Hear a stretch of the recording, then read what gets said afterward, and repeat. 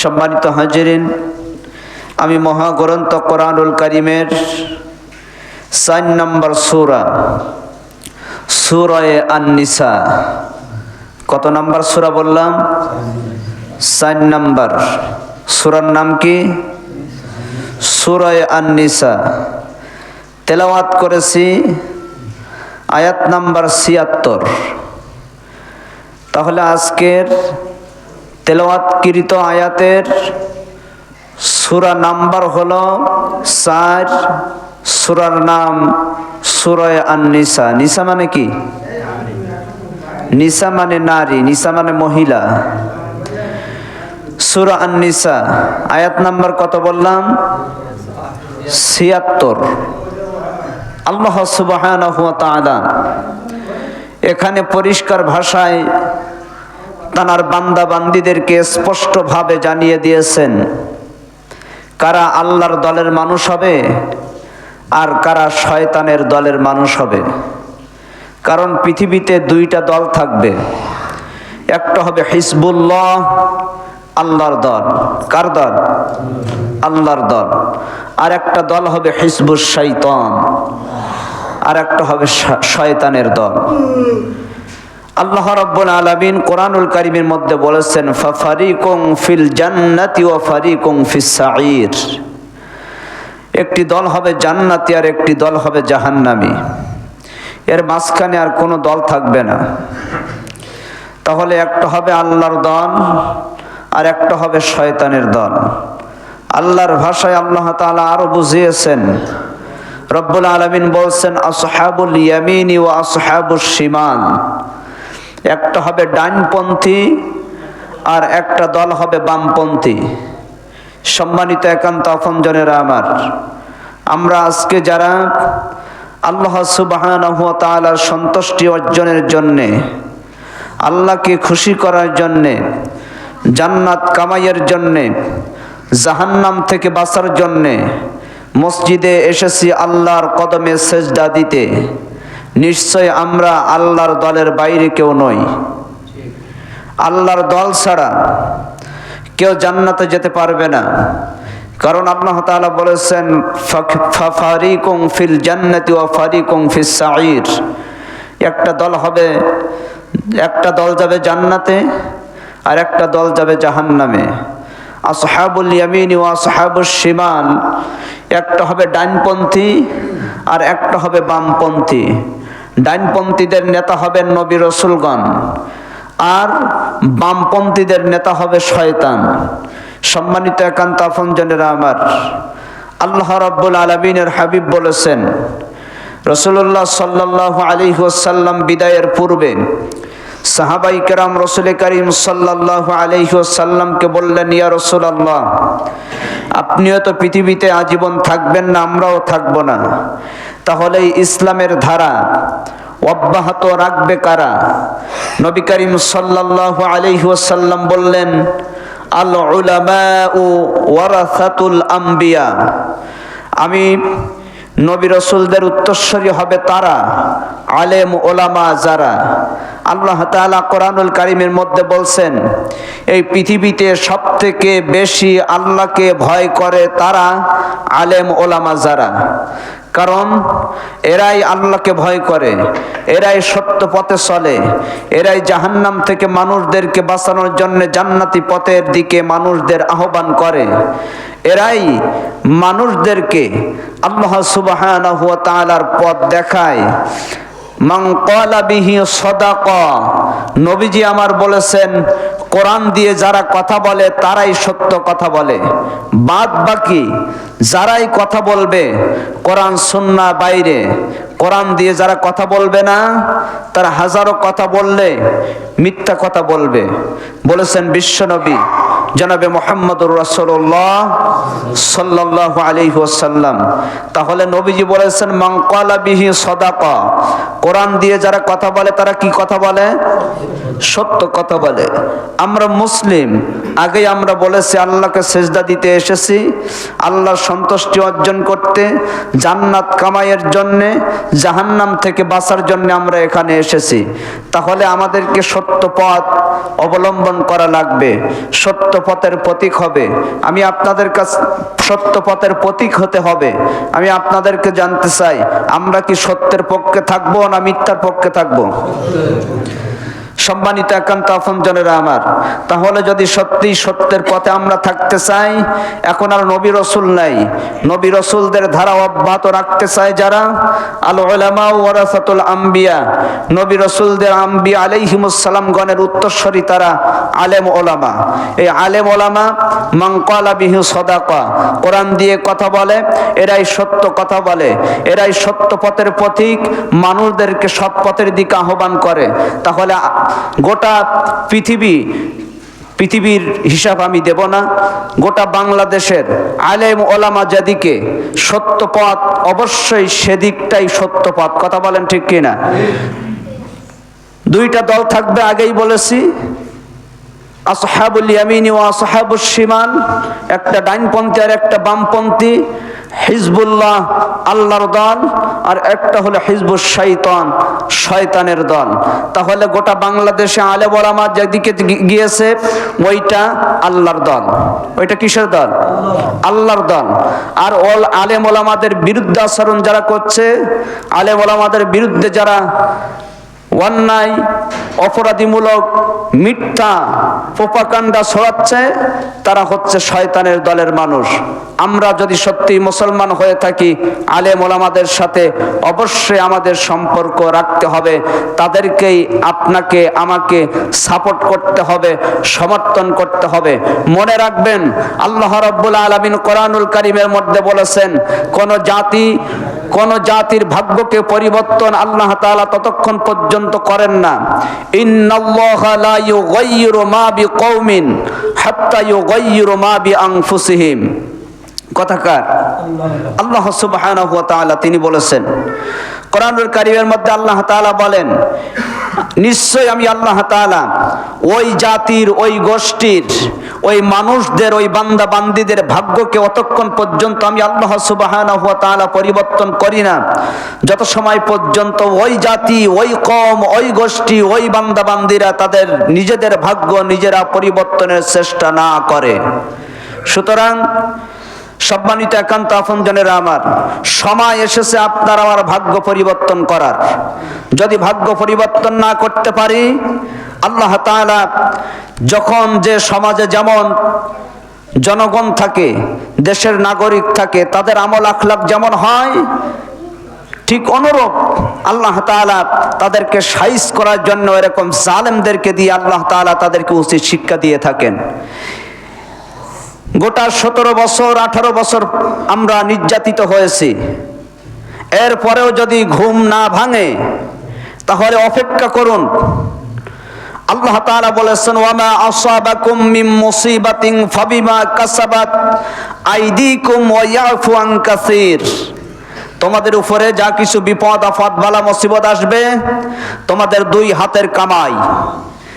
যদি হুঁশ না ফেরে আবারও মুসিবত আসবে, সেই মুসিবত পূর্বের মুসিবতের থেকে আরো বেশি ভয়ঙ্কর আকার ধারণ করবে। সুতরাং আমরা শয়তানের দলের মানুষ হতে চাই না আল্লাহর দলের মানুষ হতে চাই? এবার আসুন, আল্লাহর দলের মানুষ কারা? সময় খুবই সংক্ষেপ, আমি সংক্ষেপে আপনাদেরকে বোঝাতে চাই। আল্লাহ রাব্বুল আলামিন কোরআনুল কারীমের 4 নম্বর সূরা সূরা আন-নিসার 76 নম্বর আয়াতে কারিমার মধ্যে বলেন, আল্লাহর দলের মানুষ কারা আর শয়তানের দলের মানুষ কারা? ঈমানদার কারা হবে? যারা ঈমানদার তারা কার দলের মানুষ? আল্লাহর। আল্লাহ রাব্বুল আলামিন বলেন, আল্লাযীনা আমানু ইউকাতিলুনা ফি সাবিলিল্লাহ ওয়াল্লাযীনা কাফারু ইউকাতিলুনা ফি সাবিলিত তাগুত।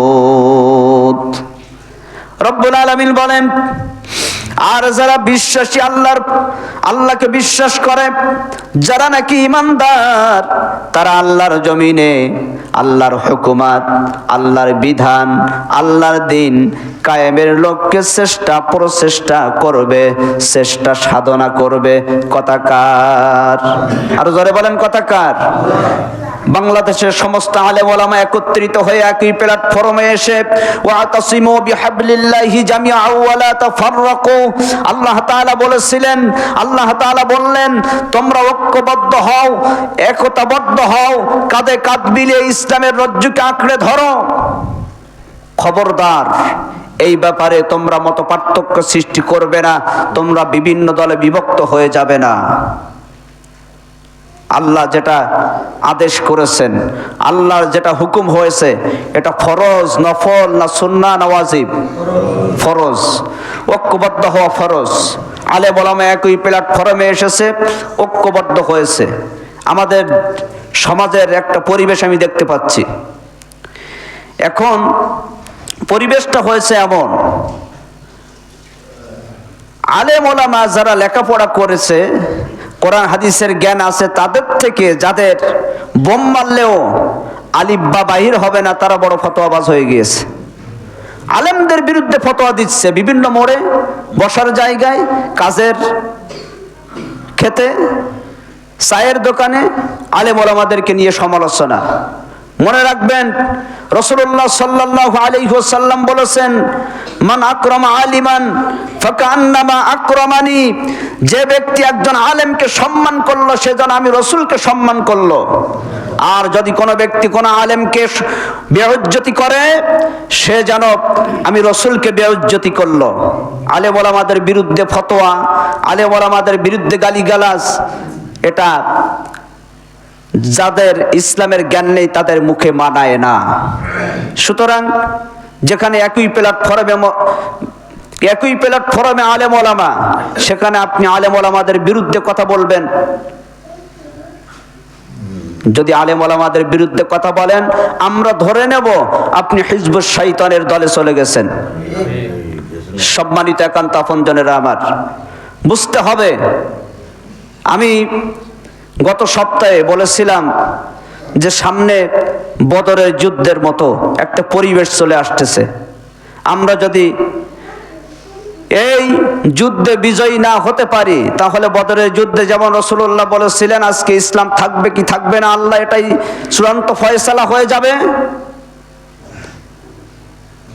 যদি সামনে আমাদের ব্যালট যুদ্ধে যদি আমরা ইসলামের পক্ষে রায় না দিতে পারি, ওই রকম বদরের যুদ্ধের মতো ইসলাম থাকবে কি থাকবে না, ওই দিনই চূড়ান্ত ফয়সালা হবে। অনেকে আমার বিরুদ্ধে সমালোচনা, এমনকি আজকে সানাবাড়ির থেকে একজন বিশিষ্ট ব্যক্তি, তিনি উজিরপুরের দিকে যাচ্ছিলেন, যেতে যেতে আমাকে নিয়ে সমালোচনা। কি আমিনুর বলেছে 12 তারিখে নাকি বদরের যুদ্ধ। ওখান থেকে আমাকে ফোন দিয়েছে, আমি বাড়ি কাজে ছিলাম, একটু ফোন বাড়িতে ছিল, ঘরের ভিতরে, আমি বাইরে ছিলাম একটু দূরে, ফোন ধরতে পারি, সে আমার বাসায় গেছে যে আপনার বিরুদ্ধে অমুক অমুক ব্যক্তি এরকম সমালোচনা করেছে। আমি বললাম, ইসলামের পক্ষে যখন সঠিক কথা হয় তখনই সমালোচনার ঝড় ওঠে। বিশ্বাস করুন, আল্লাহি, আল্লাহর নামের কসম করে বলি, বিশ্ব নন্দিত মুফাসসির আল্লামা সাইদিকে জেলখানায় জীবন দিতে হতো না যদি ইসলাম কায়েমের কথা না বলতেন।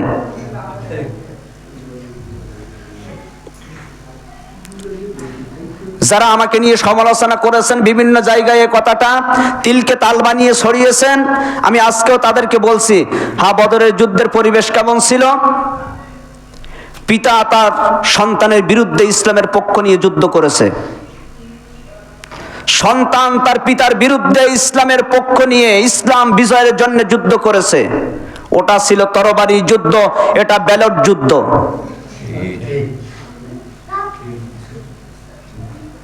গোটা 16-17 বছর কই ইসলামের পক্ষে সেইভাবে তো কথা বলতে পারিনি। যারা কোরআন শিক্ষার মজলিস থেকে উঠিয়ে নিয়ে যাচ্ছে, জঙ্গিবাদের ট্রেনিং হচ্ছে, বম্বিং কিভাবে করবে তার ট্রেনিং হচ্ছে, একটা কথা বলার মতো সুযোগ পাওয়া যায়নি। যদি ইসলাম বিরোধীরা আবার ক্ষমতায় আসে, তাহলে 12 তারিখের পরের থেকে আবার চূড়ান্ত সিদ্ধান্ত আমি বলে দিলাম, ইসলাম থাকবে কি থাকবে না তার একটা চূড়ান্ত ফয়সালা হয়ে যাবে। কারণ তাদের কথাবার্তা, তাদের আচার আচরণে যেটা দেখতেছি, আলেম ওলামা বিদ্বেষী গন্ধ তাদের মুখ থেকে ছড়াচ্ছে।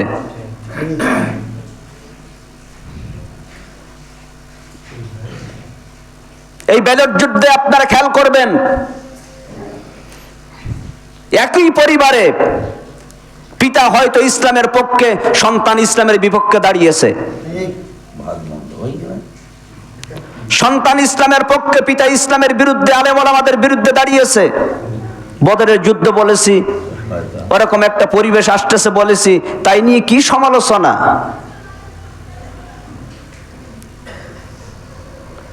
রাসূল করিম সাল্লাল্লাহু আলাইহি ওয়াসাল্লামের একজন সাহাবী নাম আবু উবাইদা। নাম কি? নাম শুনেছেন না এর আগে? শুনেছেন কেউ? নবী করিম সাল্লাল্লাহু আলাইহি ওয়াসাল্লামের একজন খুবই কাছের সাহাবী, জলিল কদর সাহাবী, নাম আবু উবাইদা। তিনি এই বদরের যুদ্ধের দিনে, আবু উবাইদা ইসলাম ধর্ম গ্রহণ করেছেন বদরের যুদ্ধের আগে। পিতা তখন ইসলাম গ্রহণ করেন নাই, কাফের ছিলেন। বদরের যুদ্ধে পিতা তরবারি ধরেছে কাফেরদের পক্ষে, সন্তান আবু উবাইদা তরবারি ধরেছে ইসলামের পক্ষে। হযরত আবু উবাইদা রাদিয়াল্লাহু তাআলা আনহুর তরবারির সামনে পিতা এসেছে, পিতা কাফের। আমরা হলে কি করতাম?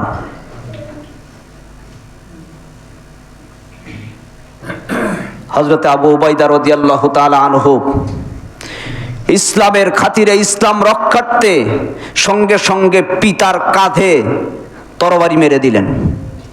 পিতা ওখানেই জমিনে পড়ে দুনিয়ার থেকে বিদায় নিয়ে চলে গেল। আমি এই কথা বলেছি বলে আপনারা সমালোচনা করেন এই বরেয়াত থেকে, তাহলে আমার মুসল্লিরাই তো সরিয়ে আমার তেতুলিয়ায় পাঠিয়েছে। আবার একটা কথা শুনলাম, তেতুলিয়া বাজারে গতকালকে সকালবেলায় যখন আমি যাচ্ছি, আমার তেতুলিয়ার ওই পশ্চিম পাড়ার দিকে বাড়ি, মোটরসাইকেল চালায় একজন ড্রাইভার, আমাকে ডাক দিয়ে বলছে, আমি শোনো। কি বলছে? তোমাকে নিয়ে চায়ের দোকানে সমালোচনা হচ্ছিল, তুমি নাকি বলেছো যে দাড়িপাল্লায় যারা ভোট দেবে না তারা মুনাফিক। আচ্ছা আপনারা বলেন, এই মসজিদের মধ্যে কোন খুতবায় আমি কি এমন কথা বলেছি যে দাড়িপাল্লায় যারা ভোট দেবে না তারা মুনাফিক? বলতে পারবেন কেউ? আর যদি বলে থাকি তাহলে বলেন। আমি বলেছি কি, ওয়াইদা কিলা লাহুম তাআলাউ ইলা মা আনজালাল্লাহু ওয়া ইলার রাসূল রাআইতাল মুনাফিকিনা ইয়াসুদ্দুনা আনকা সুদুদা। আল্লাহ তাআলা বলেছেন, যখন তাদেরকে ডাকা হয় আল্লাহর বিধান এবং রাসূলের দেখানো পথের দিকে, তাই বলেছি তো। আল্লাহ তাআলা বলেছেন, দেখবেন যখন আল্লাহর পথের দিকে, রাসূলের দেখানো পথের দিকে, আল্লাহর নাজিলকৃত কিতাবের বিধানের দিকে যখন মানুষদেরকে ডাকা হয়, ইমানদার বলে ঘোষণা দিলে কি হবে? হে রাসূল, আপনি দেখবেন রাআইতাল মুনাফিকিনা ইয়াসুদ্দুনা আনকা সুদুদা, কেবলমাত্র শুধুমাত্র মুনাফিক যারা, তারা পাশ কাটিয়ে চলে যাবে, তারা আল্লাহর কোরআন আর রাসূলের সুন্নাহর দিকে তারা কখনো আসতে চাইবে না। আমি বলেছি না আল্লাহ বলেছেন? এটা সূরা আন-নিসার আয়াত।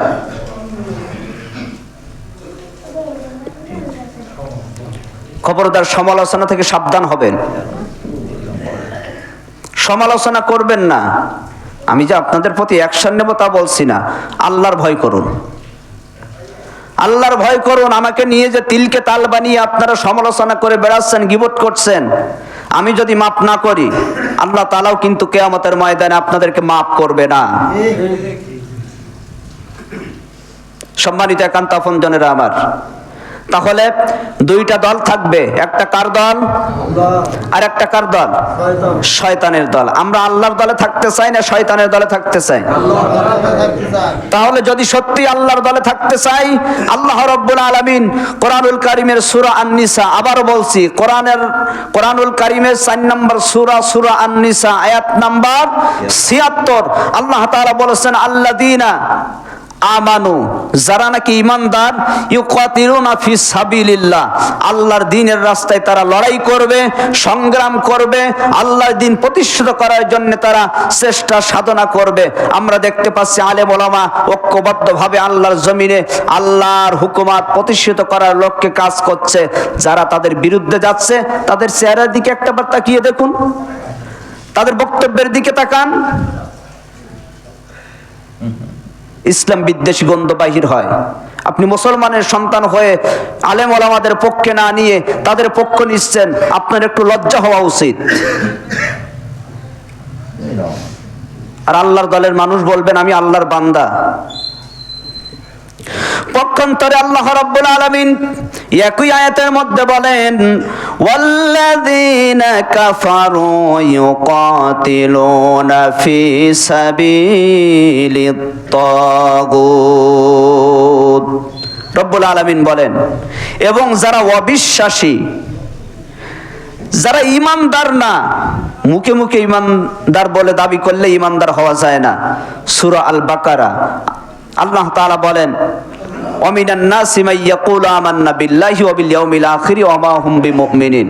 আল্লাহ তাআলা বলেছেন যে মানুষের মধ্যে এমন মানুষ আছে যারা বলে আমরা ঈমানদার, আল্লাহর প্রতি বিশ্বাস করি, আখিরাতের প্রতি আমাদের বিশ্বাস আছে। যখন তারা এই ঘোষণা দেয়, আল্লাহ তাআলা বলেন ওয়া মা হুম বিমুমিনিন, এরা মুমিন না, এরা ঈমানদার না। যদি ঈমানদার বলে দাবি করার পরেও যদি তাগুতের পথে আপনার লড়াই হয়, তাগুতের পথে আপনার সংগ্রাম হয়, আল্লাহর দ্বীন ব্যতীত অন্য কোন মানব রচিত মতবাদকে প্রতিষ্ঠিত করার লক্ষ্যে যদি আপনার কর্মকাণ্ডে আপনার জীবনের সমস্ত সবকিছু উজাড় করে দিয়ে সেটাই আঞ্জাম দেওয়ার জন্য আপনি প্রচেষ্টা করেন, 1000 যদি আপনি ঈমানদার বলে দাবি করেন, আল্লাহর কোরআন বলছে আপনি ঈমানদার না। আল্লাহ তাআলা বলেছেন ওয়াল্লাযীনা, এবং যাহারা কাফারু, অস্বীকার করে, অবিশ্বাসী, ইউকাতিলুনা ফি সাবিলিত তাগুত, তারা তাগুতের পথে সংগ্রাম করে। আমি এর আগেও তাগুতের সংজ্ঞা দিয়েছি, এক কথায় বলে দিচ্ছি, তাগুত তো তারা কোরআন এবং সুন্নাহর বাইরে যারা তাদের ব্যক্তিগত জীবন, পারিবারিক জীবন, সামাজিক জীবন, রাজনৈতিক অঙ্গন, আন্তর্জাতিক জীবন যা কিছু পরিচালনা করে কোরআন সুন্নাহর বাইরে যদি যায়, ওটা তাগুত। আল্লাহ বলেন যারা কাফের তারা তাগুতের পক্ষে, ইসলামের বিরুদ্ধে তারা লড়াই সংগ্রাম করে। তবে শোনো, ফাকাতিলু আউলিয়া আশ-শাইতান ইন্না কাইদাশ শাইতানি কানা দাঈফা। ফাকাতিলু আউলিয়া আশ-শাইতান, সুতরাং তোমরা শয়তানের বন্ধুদের বিরুদ্ধে সংগ্রাম করো। যারা মুমিন তাদেরকে আল্লাহ তাআলা ডাক দিয়ে বলছেন, ও হে তোমরা যারা ঈমান এনেছো, যারা ঈমানদার, তারা আল্লাহর রাস্তায় লড়াই সংগ্রাম করে, জিহাদ করে। সুতরাং তোমরা যারা ঈমানদার বলে দাবি করো, ফাকাতিলু আউলিয়া আশ-শাইতান, তোমরা শয়তানের বন্ধুদের বিরুদ্ধে লড়াই করবে, সংগ্রাম করবে, জিহাদ করবে, চেষ্টা প্রচেষ্টা করবে, ভয় করবে না। ইন্না কাইদাশ শাইতানি কানা দাঈফা, নিশ্চয় শয়তানের চক্রান্ত দাঈফা, অত্যন্ত দুর্বল। বলেছেন কে? ওরা যতই ষড়যন্ত্র করুক না কেন, মনে হবে ইসলাম ডুবিয়ে দিল, আলেম ওলামা থাকবে না, ইসলাম থাকবে না। তাদের ষড়যন্ত্র দেখে চোখে ঝালাপালা লেগে যাবে, চিন্তিত হয়ে যাবে, দুশ্চিন্তাগ্রস্ত হবে। আল্লাহ বললেন দুশ্চিন্তাগ্রস্ত হওয়া যাবে না, চিন্তিত হওয়া যাবে না, তোমাদের কাজ তোমরা চালিয়ে যাবে। ইন্নাল্লাহা লা ইউগাইয়িরু মা বিকওমিন হাত্তা ইউগাইয়িরু মা বিআনফুসিহিম, তোমাদের ভাগ্য পরিবর্তনের চেষ্টা যদি তোমরা করো, আমি আল্লাহ তাআলা তোমাদের ভাগ্যের পরিবর্তন করব। আর যদি ভাগ্যের পরিবর্তন না করো, পরিবর্তন করার চেষ্টা না করো, আমি আল্লাহ কশিন কালেও তোমাদের ভাগ্যের পরিবর্তন করব না। তবে জেনে রেখো, ইন্না কাইদাশ শাইতানি কানা দাঈফা, ওদের চক্রান্ত, ওদের ষড়যন্ত্র দাঈফা, অতি দুর্বল। ঘাবড়াবার কোনো কারণ আছে? সম্মানিত একান্ত আপনজনেরা আমার, বদরের যুদ্ধের দিনে রাসূল করিম সাল্লাল্লাহু আলাইহি ওয়াসাল্লামের সৈন্য সংখ্যা অনেক বেশি ছিল না? অনেক বেশি ছিল? খুবই কম। দেখেন, সৈন্য সংখ্যা শুধু নয়, তাদের অস্ত্র, তাদের জনবল, তাদের উট, ঘোড়া, বিভিন্ন দিক থেকে মুসলমানরা খুবই কম। কাফিরদের, মুসলিমদের সৈন্য সংখ্যা ছিল 313 জন, কাফিরদের সৈন্য সংখ্যা ছিল 1000। মুসলিমদের তরবারি ছিল মাত্র 8টি, আর কাফিরদের তরবারি ছিল 600টি।